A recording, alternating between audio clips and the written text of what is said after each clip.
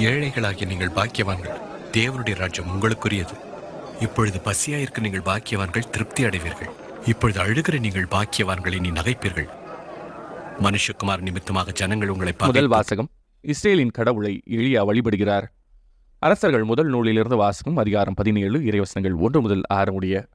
அந்நாள்களில் கிளையாதில் குடியிருந்த திஸ்பே ஊரை சார்ந்த எலியா ஆகாபு அரசனிடம், நான் பணியும் இஸ்ரேலின் கடவுளான வாழும் ஆண்டவர் மேல் ஆணை, என் வாக்கினாலன்றி வரும் ஆண்டுகளில் பனியோ மழையோ பெய்யாது என்றார்.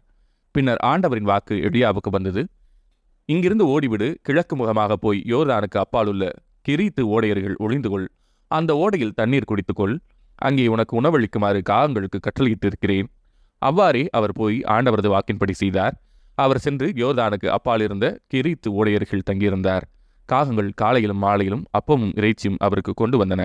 ஓடையில் தண்ணீர் குடித்து கொண்டார். இது ஆண்டவரின் அருள்வாக்கு. இறைவா உமக்கு நன்றி. பதிலுரை பாடல். விண்ணையும் மண்ணையும் உண்டாக்கிய ஆண்டவர் எனக்கு உதவிடுவார்.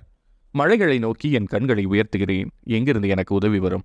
விண்ணையும் மண்ணையும் உண்டாக்கிய ஆண்டவரிடமிருந்தே எனக்கு உதவி வரும். விண்ணையும் மண்ணையும் உண்டாக்கிய ஆண்டவர் எனக்கு உதவிடுவார். அவர் கால் இடராதபடி பார்த்து கொள்வார். உம்மை காக்கும் அவர் உறங்கிவிட மாட்டார். இதோ இஸ்ரேலை காக்கின்றவர் கண்ணயர்வதும் இல்லை, உறங்குவதும் இல்லை. விண்ணையும் மண்ணையும் உண்டாக்கிய ஆண்டவர் எனக்கு உதவிடுவார். ஆண்டவரே உம்மை காக்கின்றார். அவர் வலப்பக்கத்தில் உள்ளார். அவரே உமக்கு நிழல் ஆவார். பகலில் கதிரவன் உம்மை தாக்காது, இரவில் நிலவும் உம்மை தீண்டாது. விண்ணையும் மண்ணையும் உண்டாக்கிய ஆண்டவர் எனக்கு உதவிடுவார். ஆண்டவர் உம்மை எல்லா தீமையினின்றும் பாதுகாப்பார். அவர் உயிரை காத்திடுவார். நீர் போகும்போதும் உள்ளே வரும்போதும் இப்போதும் எப்போதும் ஆண்டவர் உம்மை காத்தருள்வார். விண்ணையும் மண்ணையும் உண்டாக்கிய ஆண்டவர் எனக்கு உதவிடுவார். நற்செய்தி வாசகம். ஏழையரின் உள்ளத்தோர் பேறு பெற்றோர். மத்தேயு எழுதிய தூய நற்செய்தியிலிருந்து வாசகம். அதிகாரம் 5, இறைவசனங்கள் 1 முதல் 12 முடிய. அக்காலத்தில் இயேசு மக்கள் கூட்டத்தைக் கண்டு மலை மீது ஏறி அமர அவருடைய சீடர் அவர் அருகே வந்தனர். அவர் திருவாய் மலர்ந்து கற்பித்தவை. ஏழையரின் உள்ளத்தோர் பேறு பெற்றோர், ஏனெனில் விண்ணரசு அவர்களுக்கு உரியது. துயருவோர் பேறு பெற்றோர், ஏனெனில் அவர்கள் ஆறுதல் பெறுவர். கனிவுடையோர் பேறு பெற்றோர், ஏனெனில் அவர்கள் நாட்டை உரிமை சொத்தாக்கிக் கொள்வர். நீதி நிலைநாட்டம் வேட்கை கொண்டோர் பேறு பெற்றோர், ஏனெனில் அவர்கள் நிறைவு பெறுவர்.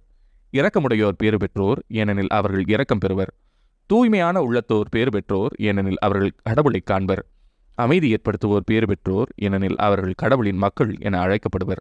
நீதியின் பொருட்டு துன்புறுத்தப்படுவோர் பேறு பெற்றோர், ஏனெனில் விண்ணரசு அவர்களுக்கு உரியது. என் பொருட்டு மக்கள் உங்களை இகழ்ந்து துன்புறுத்தி உங்களை பற்றி இல்லாதவை பொல்லாதவை எல்லாம் சொல்லும்போது நீங்கள் பேறு பெற்றவர்களே.